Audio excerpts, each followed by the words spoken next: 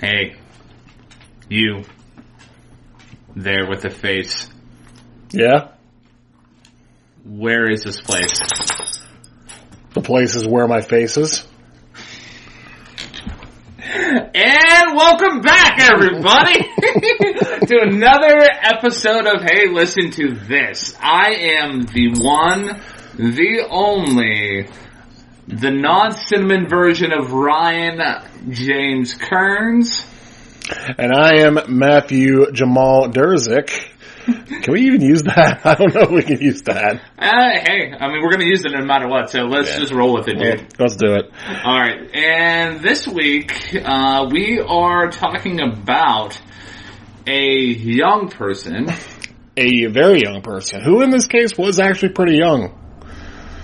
And his name is Neil. His name is Neil. And the album we're talking about is Everybody Knows This Is Nowhere. Yes, this is Neil Young's breakthrough 1969 album. Not his debut album. Okay. This was his second album. His first one was released, I believe, in 1968. Okay. And this was his second effort and his first effort with the backing band Crazy Horse. Oh, okay. Cool. Full disclosure, man, like, before today, I've never heard a Neil Young album. Really? I've never heard a Neil Young song, and I've never registered a song that could have been done by Neil Young as like, hey, this is a Neil Young song. Gotcha. I think we were talking several episodes ago about our roots and, listening to, having our classic rock phase. Yeah. I will admit Neil Young's not a huge part of that. He is a great artist, I personally believe, but whenever you talk about the titans of rock or the first names that come to mind, Neil Young isn't one of them, which is kind of a shame, but at the same time understandable, because his style isn't necessarily super mainstreamed or created for the sake of grabbing the masses. Yeah, and the only album that I knew of before, like, you brought this album into my consciousness that Neil Young did was Harvest Moon. So, gotcha. I don't know where that ranks in like the greater stratosphere of classic rock or even Neil Young's discography. Right. I have not listened to Harvest Moon. Okay. It's on CD in my house, but I haven't taken the time. If I have listened to it, it's been a long time and I don't remember, so I'd have to go back and listen to it. But going into this, I was mostly notified of his earlier work, and this being one of them. And this was at a time in which he was about to break out as a member of Crosby, Stills, Nash and Young, after he joined Crosby, Stills and Nash because math. And after that, he would go on to bigger successes and a much more pronounced status in the rock community. But at this point, he had just been a guy. He was a Canadian guy, member of Buffalo Springfield beforehand, with Stephen Stills, who would go on to form Crosby, Stills, Nash & Young, not to mention Jim Messina, who would go on to form the country rock band Poco in the 70s. But Neil decided to go out on his own, and he recruited a band which was made up of previous members of the band The Rockets. Okay. They became Crazy Horse, and they recorded their first album over the matter of, I think, 3 months, with most of the songs being written, recorded, and put together in a single day. Wow, okay. That's some excellent backstory, man, because, like I said, like, my knowledge about Neil Young is very, very fundamental. Like, it's almost like the tables have turned with, like, the last episode and this episode. Yeah, and not just in a matter of the knowledge shifting from one person to the other, but also the style of this album. Yeah, absolutely, man. Talking about, like, going from apples to oranges here, man. Definitely. So let's get right into it, and let's start with the first track on the album, which is the album opener, since this is the first track on the album. Brought to you by the Department of Redundancy Department. And it is Cinnamon Girl, the only single to be released from this album, or at least the only major single to be released. Okay. And it's very much a big start to the record as far as the sound, the rhythm, and it gives you an idea of what you're in for. Neil's guitar, front and center, not necessarily in the vein of other guitarists of the time, like Hendrix, or even somebody like a Mike Bloomfield. Very rhythm-based, almost like a Keith Richards in a sense. But in this case, the guitar is in drop D tuning, which is one thing that has to be brought up with this album is this was recorded in 1969. Yeah, that was his guitars was like, well, his guitar presence in this first track here, Cinnamon Girl, was the very first thing I noticed. And yes, it's not exactly showing off his chops as a guitarist.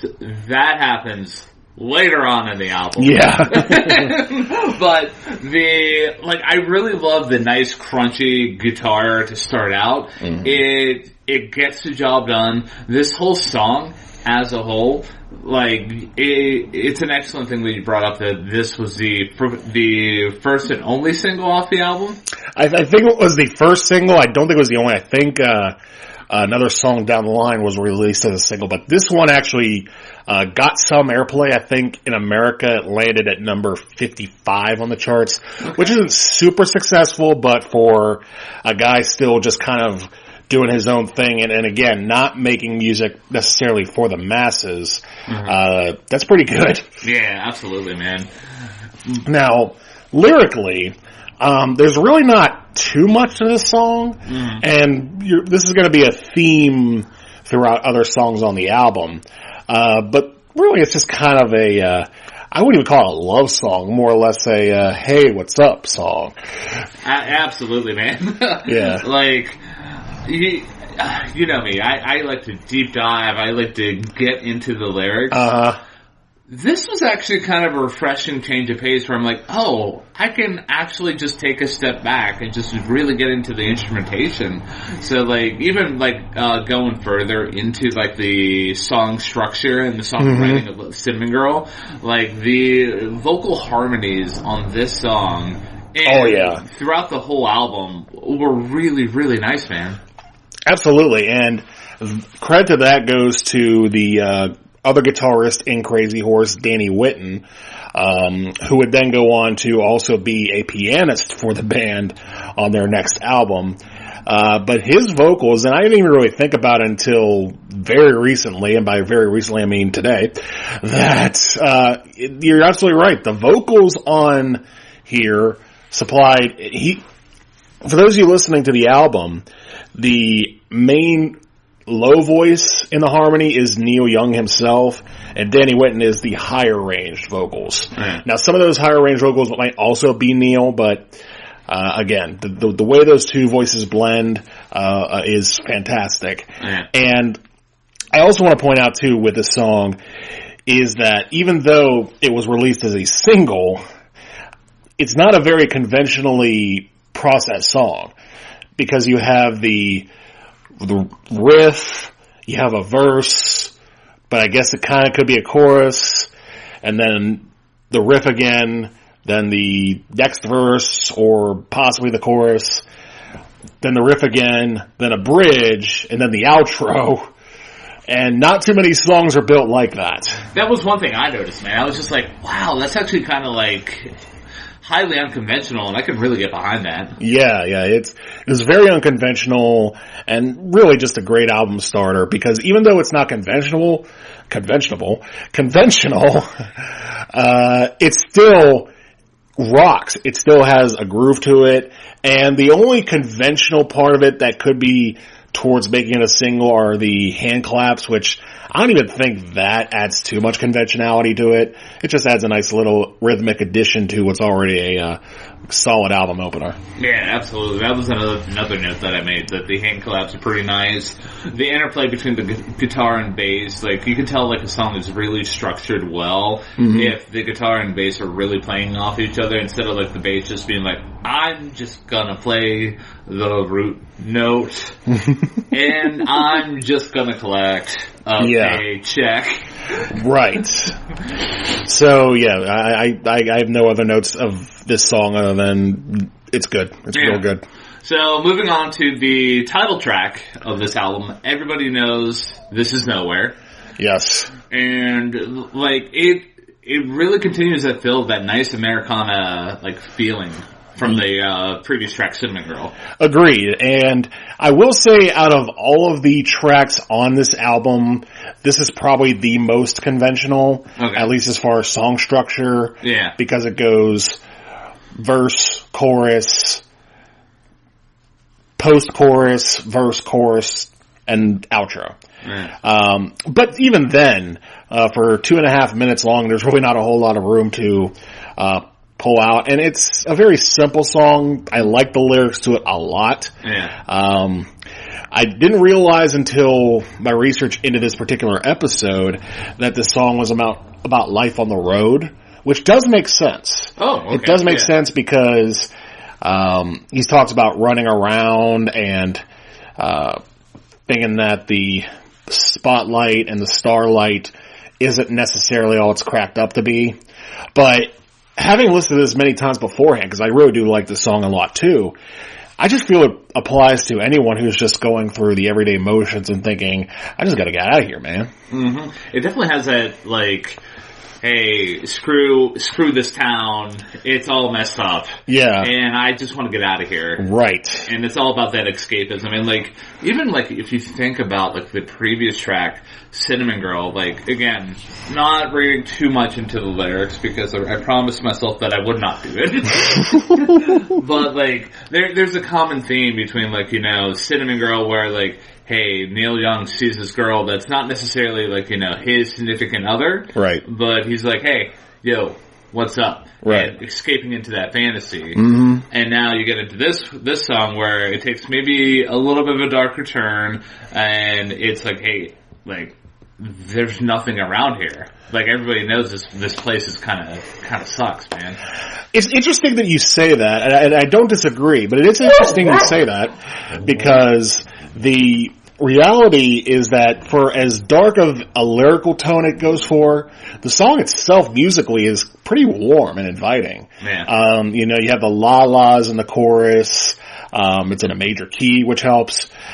And again, the conventional song structure, you put that all together, and I think it creates for, you know, just a really strong. I'm honestly surprised this wasn't released as a single. It feels very much like a single and very conventional in regard of, you know, putting things together and just, you know, a nice 2.5 minute single that could be played on the radio. But it wasn't released as a single, probably because Neil decided, hey, I don't want to. Dialing back to the background vocals that you were talking about with the la-las during the chorus. Yeah. This is the first, like, minor ding off the album for me. Like, oh, really? Yeah, and it's probably just a production issue, because it feels like they're kind of, like, off on their own world, and they don't really add much, and if anything, it's kind of like, I don't know, you're making a stew and you add in the wrong, like, spice, and it's just like, oh, okay, that's something I gotta, like, you know, counterback, like, add something else to counteract that. I get what you're saying. I don't necessarily agree, but I do get it.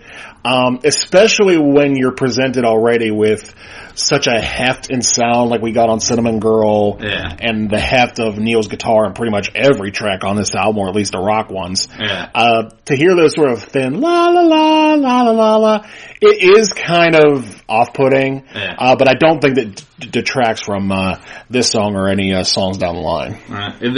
Those la-las come back later on in the album, and they, like, I make a note of them, so it's a ding off the album. At least for me. I mean, I'm only speaking from my standpoint. I get that. But even, like, adding on to, like, other things that I love about, like, this song particularly, like, the vocal harmonies remain tight on this number as well. And, like, I love how the band and Neil are playing off of a motif or a melody, and just how everyone plays with it, like, with that driving force. It's almost like a syncopated rhythm, like, da da da da da da da, like, you know what I'm talking about? I know what you're talking about, yeah. And that, like, we were talking about, like, in the previous song, Cinnamon Girl, how, like, I really noted the interplay between the guitar and the bass. I'm a sucker for whenever a whole band really just comes together as a unit and plays off an idea. Yeah. And I agree with that, because even for as loose as it sounds, as you were mentioning the Americana aspect of it, the playing on this album is just fantastically. It's tight, it's locked in, everybody knows what notes they're playing, or how the song's gonna go along. They know what's happening, and it goes to their level of professionalism, or at least their skill level as musicians, that they can pull that off. Yeah, absolutely. Alright, moving on to Round and Round. It won't be long. It won't be long. So, this song is a bit of a change-up compared to the last two songs. Yes, it is. And I feel like the lyrics and the vocals take center stage. Yes, they do. I agree. I would especially say the vocals. Yeah. We've been talking about the harmonies, and here I think they really carry the song with Neil and Danny Whitten providing an almost eerie type of harmony on the chorus of the song. Yeah. Which feels a bit more countryish, I would say. A little bit more folkish than the last two. The guitars aren't as pronounced. Neither is the rhythm section, so a much more mellow piece here. But I think that does provide the lyrics particularly to take center stage here. I'm about to break your heart. What's that? Out of all of the songs here, this is my least favorite on the album. Okay, I can respect that. Honestly, it might be mine too. Yeah. And it's not even that it's a bad song. It's just that the other songs in and of themselves are that much better, that this one just kind of stands as it creates a nice contrast between what you just heard and letting everybody know, okay, we don't just do that, we do this. Which I appreciate that. The only thing is that other songs on this album tend to do that a little bit better. Yeah, yeah. I don't know what the thing is I can pinpoint about this song that I don't really all that care for. Wow, hold on, let me try speaking again. My brain, I was searching for something there, and my brain was just like, oh, hey, you're gonna just start scatting out thoughts there. Yeah. So let me start again. I'm not sure if it's just how, again, I might have to revisit this song specifically, because you mentioned how the vocals and the harmonies were really, really good in the song, and I made a note of like, yeah, I don't know if I can really dig the vocal chops on this song, or it could be the lackluster lyrics where they really don't draw you in, or it could be just lack of a change-up throughout the song. Yes, it's a change-up in the album's direction. Yeah. But it basically does the same, like this song does the same thing for, I think, like 3 to 5 minutes. It's at least 5 minutes. I think it pushes 6. Yeah. And I understand what you're saying, and I don't disagree. That it does get a little repetitive, and the problem is when you do that, when you repeat the lyrics like that over and over and over again, you have to have something to contrast it with, or something that sticks out. And this song really doesn't do that. Yeah. It finds what it wants to say, it says it again, and then it says it one more time, and then the song is over. And again, I think the lyrics are really good. I do think it presents a song, and granted they are a little vague, I will say, but I don't think that detracts it. It just makes for a level of interpretation, but it's not presented in a way that really pushes you to feel inspired to think. So, I mean, I think it's a solid track, but I in hindsight, I would probably agree that It's probably the weakest one on the album. And I wouldn't have said that until I visited the back half of this album, in research for, this episode. So, yeah, I think it's a okay song. Some days it may be a good song, but probably on this album it's probably down there at the bottom. I think you put it right. You put the nail right on the head for me, man. Like, you know, it really doesn't do much to draw you in, and it could just be the fact that when it comes to like this style of music, or even like specifically this artist, Neil Young, like, I'm a brand new person who's listened to Neil Young. Like, Today was the first album. Today was the first bit of music I ever registered as like, hey, this is Neil Young. Yeah. So maybe maybe about a year from now, when I become a Neil Young expert at this rate, that like I would appreciate the song maybe a little bit more. I can understand that. Now, the fourth track on the album, Down by the River, it is the second longest song on the album, and in my personal opinion, it is the centerpiece of the album. Yeah, I would, between that and the last song on this album, Cowgirl in the Sand, like, Down by the River it's really where this album really starts to kick into gear a little bit more so. Yeah, and it really does give Neil Young the opportunity, because as far as the basic structure of the song, it's basic. It's very basic. It's intro, chorus, solo, verse, chorus, solo, verse, chorus, outro.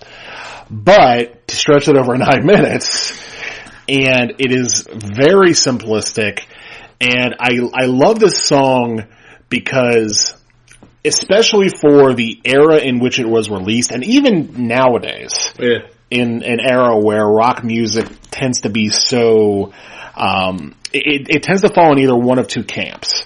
It's either very artistic and derivative of indie rock, like we talked about last episode with Black Country New Road, or it tends to be incredibly mainstreamed, streamlined, and almost not rock at all, very processed stuff like Imagine Dragons. And nowhere in between is there a module of simplicity. Nowhere is there a module of just, hey, here's guys playing a song with their instruments and just jamming out. You know, the era of jamming out has kind of gone by the wayside. Whereas in 1969, when this song and this album was released, it was kind of a fresh new concept, really. I mean, there were some songs before then that did kind of jam out and extend things a little bit, whether it be a number of Hendrix tracks or even Hey Jude by the Beatles, but there wasn't really any song like this that had come out. The only times you would hear long progressions with solos over top, it was jazz. And this is presented in a rock form in a way that's, in a sense, structured like jazz, or at least opens things up like jazz, but keeps the rhythm and the feel of the song very basic, very down to earth. It just sounds like four dudes jamming in a garage, and I love that. I absolutely agree about everything that you just said about this.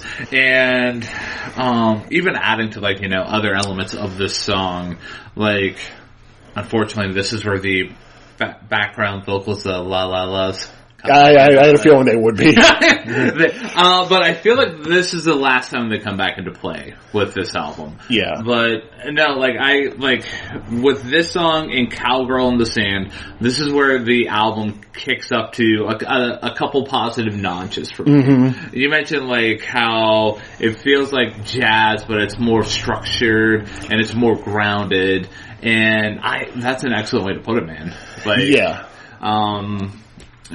Like, people think about, like, you know, jam bands and, like, you know, how stuff like this can go off. I feel like this is an excellent way to do it because, like, yes, even modern day jam bands like King Gizzard and the Lizard Wizard and Geese, like, they are great instrumentalists, but the way that Neil Young and Crazy Horse like have structured this song and their instrumentations and the solos, like it's very focused.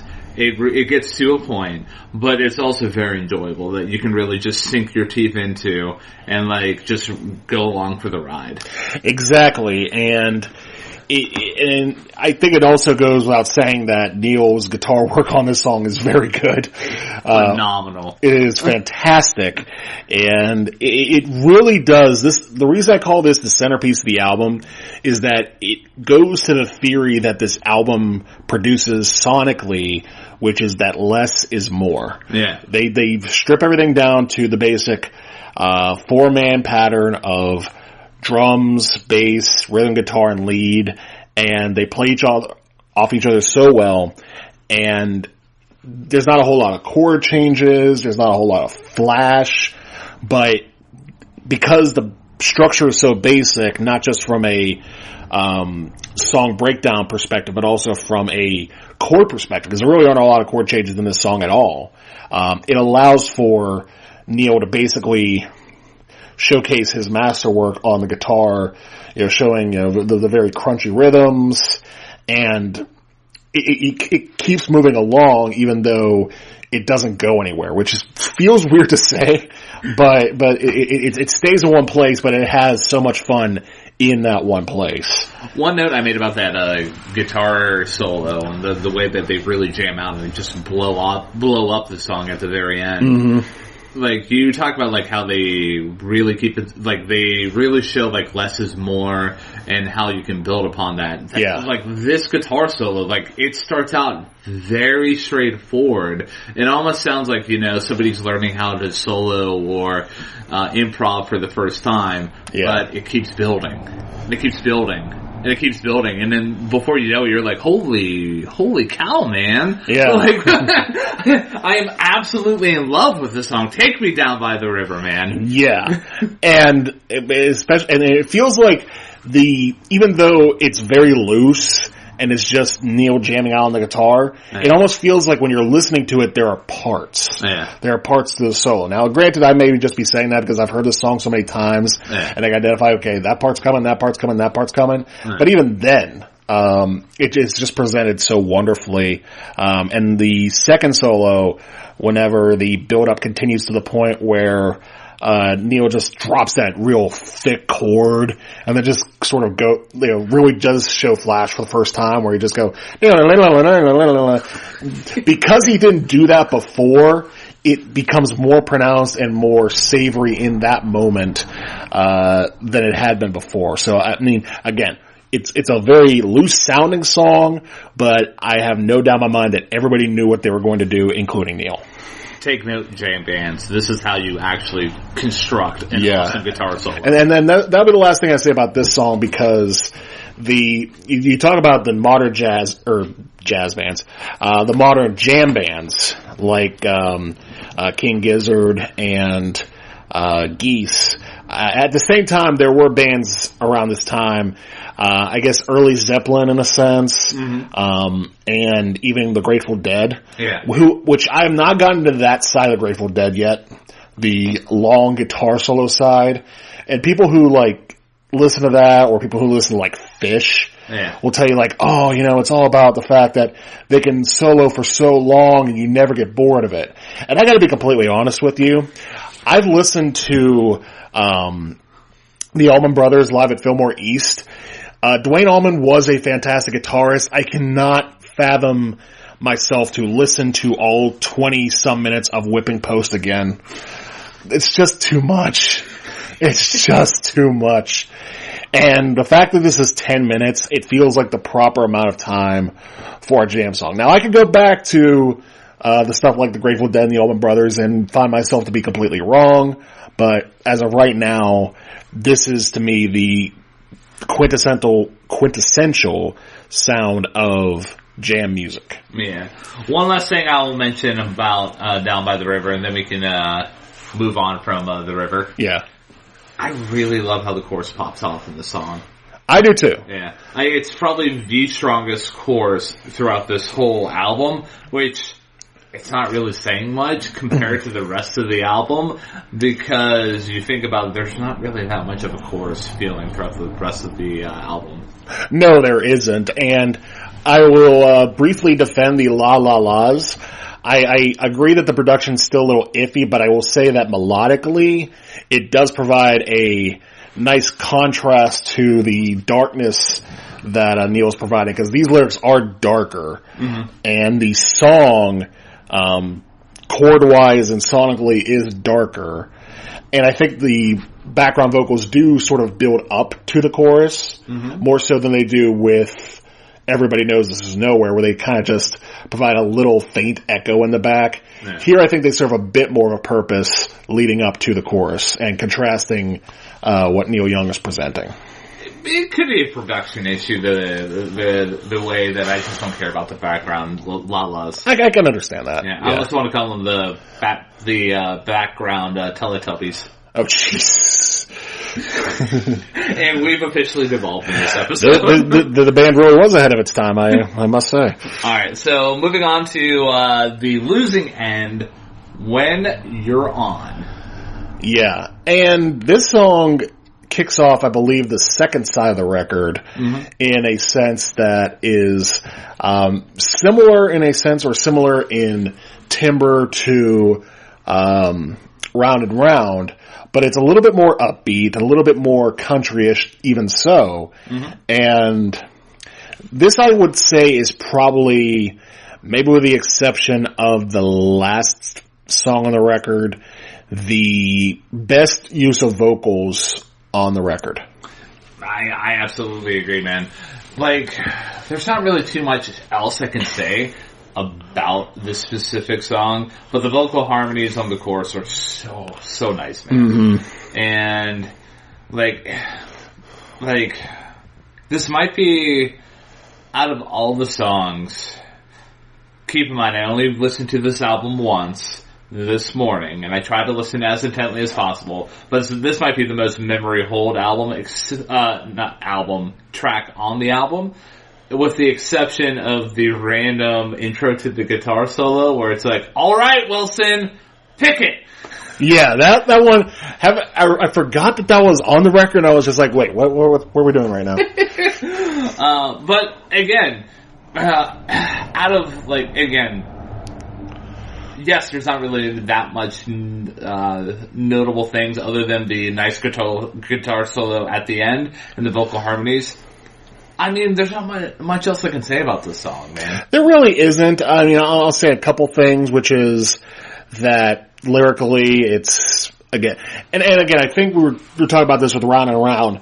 Lyrically, it is a little bit repetitive. Yeah. But the structure gets you, and I think particularly the chord structure gets, breaks out, because on the chorus, it doesn't necessarily go in the conventional way. Yeah. It sort of divvies off into higher chords and more, I wouldn't say darker, but maybe sadder chords to contrast the feeling that the protagonist is trying to convey. Yeah. So I think that does stick out.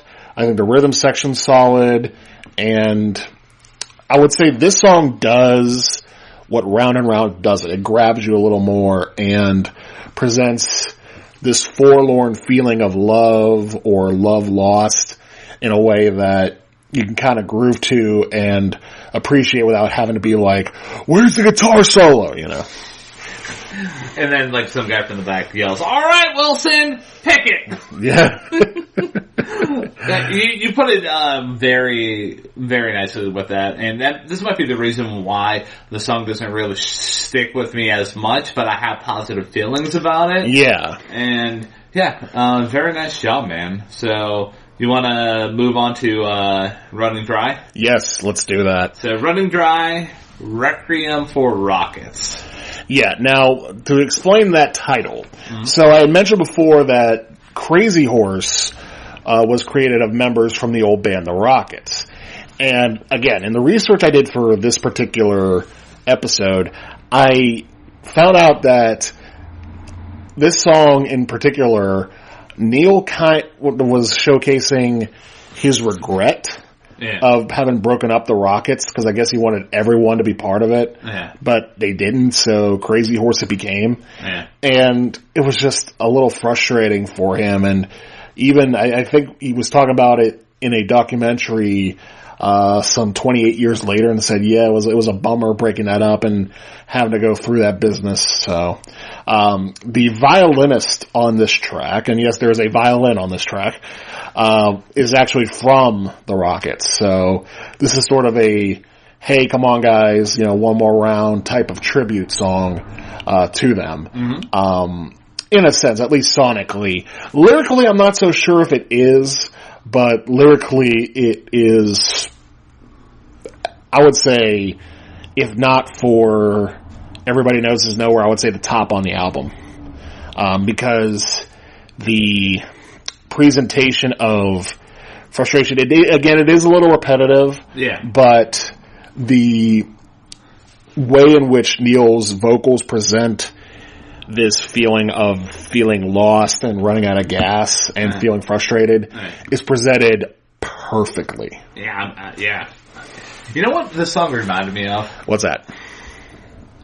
I know they originally did not do the song, and music gods forgive me for not doing the proper research for this, but the cover that Nirvana did for MTV Unplugged, Where Did You Sleep Last Night? Just the vocal delivery in that song and this song, they kind of overlap. I kind of got that vibe from it.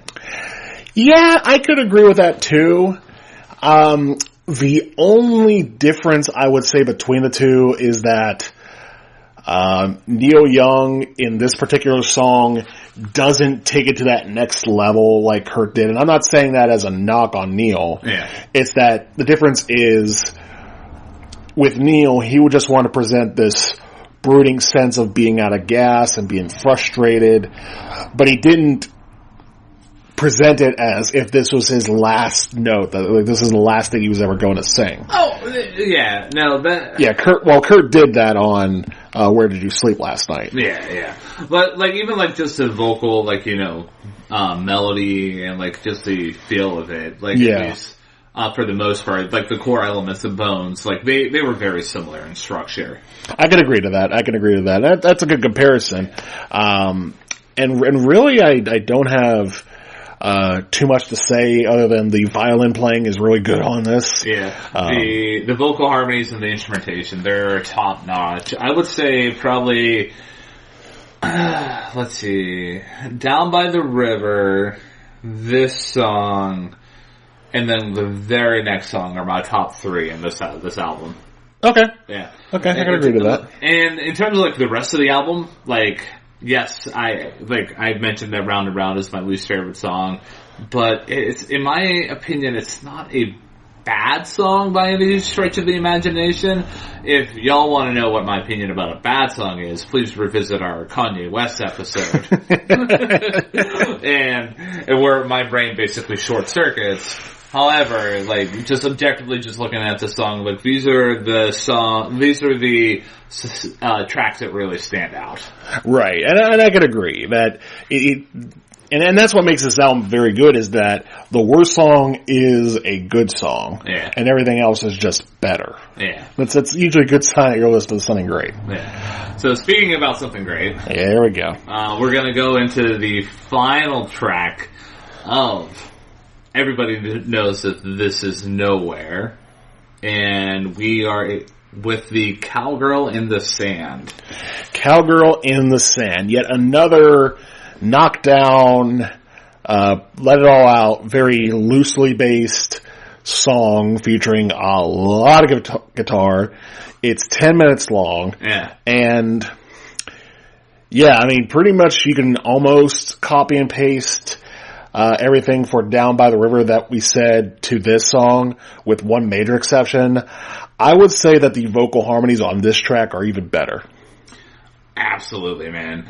This is, easily this is my favorite song off the album.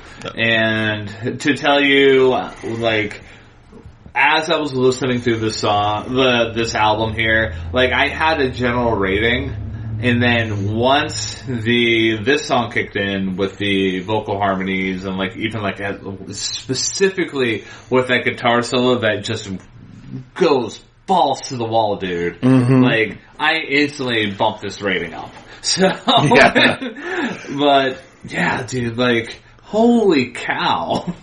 Yeah, I agree. The guitar solo is phenomenal. The harmonies on the chorus are phenomenal. Yeah. And one thing I didn't mention about this album, and I don't know if you know this about this album, because I had forgotten it myself. Neil Young, when he recorded, I think, this song, Down by the River, and I think Cinnamon Girl, he wrote and performed these all in one day, and he had the flu. What a man. Right? What a man. I mean, to be fair, let's not, like, consider this as, the Michael Jordan flu game of rock albums. Because, again, the structure is relatively loose, so it's not like he wrote Bohemian Rhapsody in one day. Like, that would just be impossible, if not insane. Yeah. But, even then, the performance just on a guitar level, like, we've had the flu before. We've been sick. Do you really want to do anything to the best of your ability when you're sick? Oh, no. I just want to, die on that couch. Pretty much. And basically just, like, put on episodes of The Office. Exactly. So to go in and say, all right, well, I'm just going to give it my all anyway is impressive. Yeah. And even if that had not happened, this still would be a great song because, again, great guitar solo. The harmonies are phenomenal. The lyrics, again, don't necessarily need to be deep dove into. No. It's a song about a promiscuous woman, and it has that level of vague mysticism that a lot of folk rock had throughout the 60s and into the early 70s. Yeah. But, once again, the rock part of the song just stands out front, and everybody, I mean, it's not even just the guitar work that's great. Again, the rhythm section just keeps going and going and going. And I did not say that necessarily about Down by the River, is that while Neil's doing his thing, for everyone to just sort of keep focus and to keep time and to not like slow down or speed up, that takes a lot of discipline and it takes a lot of, spiritual intensity to pull that off. So, just a great album closer. Yeah.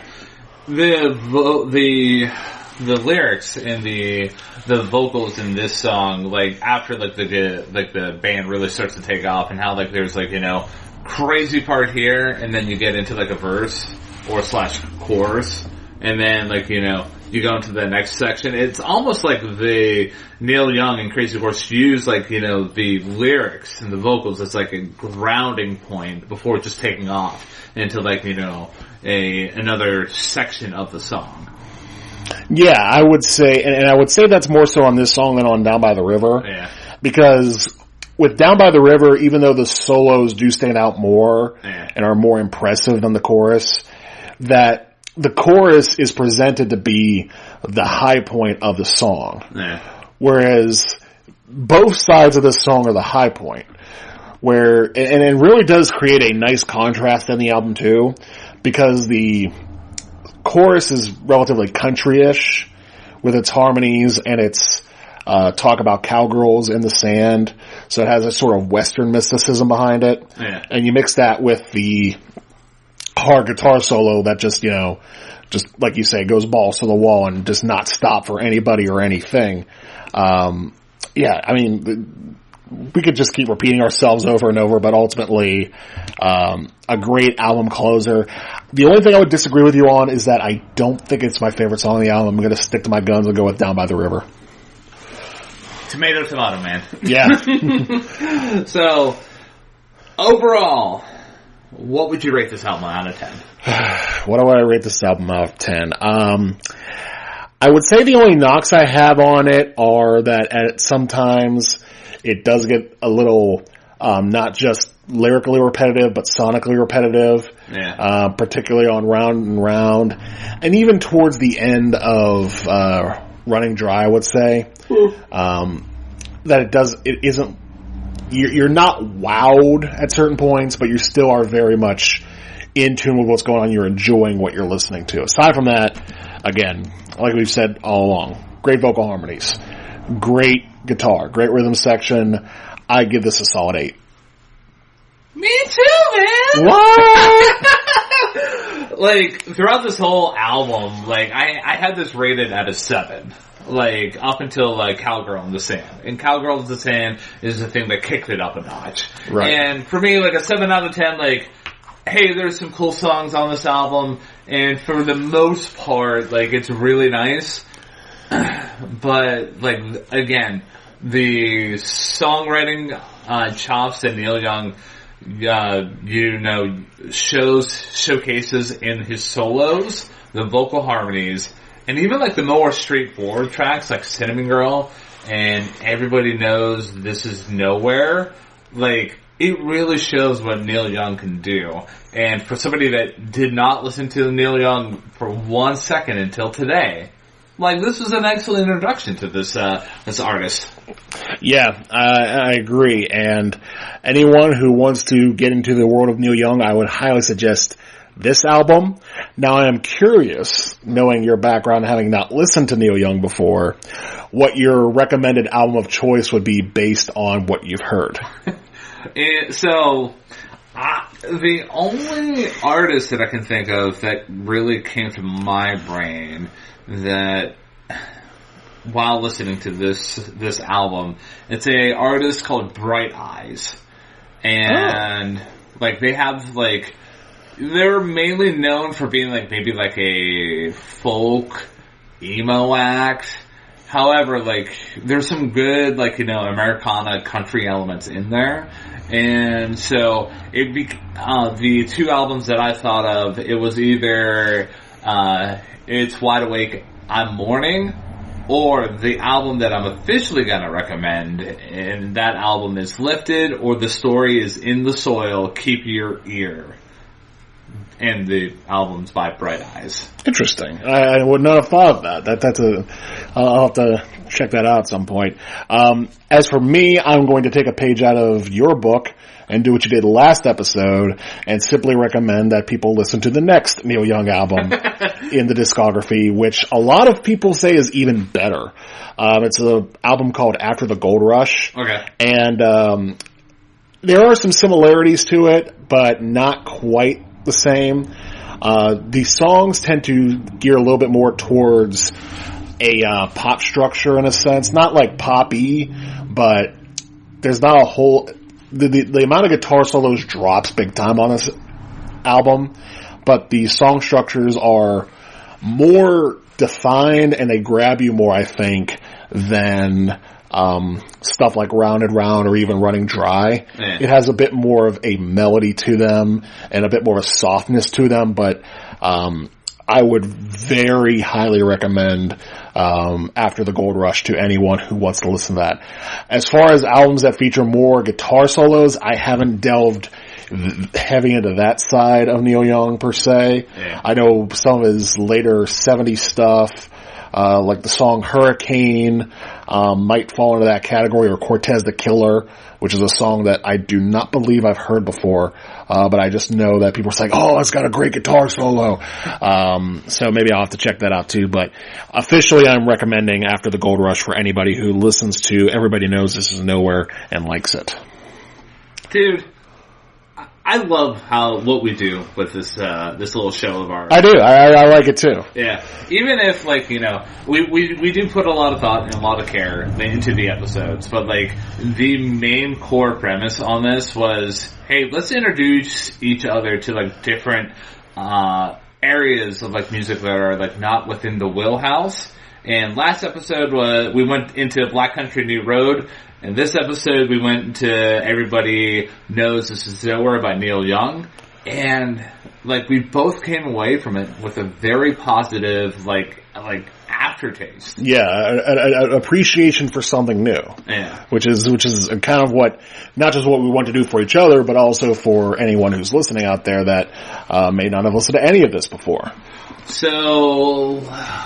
now the next episode. I believe it is your turn. It is back into my wheelhouse. And I feel like I want to go into an album and an artist that both of us are not entirely familiar with, but we are aware of. Okay. So the artist is Wilco. Oh. And the album is Yankee Hotel Foxtrot.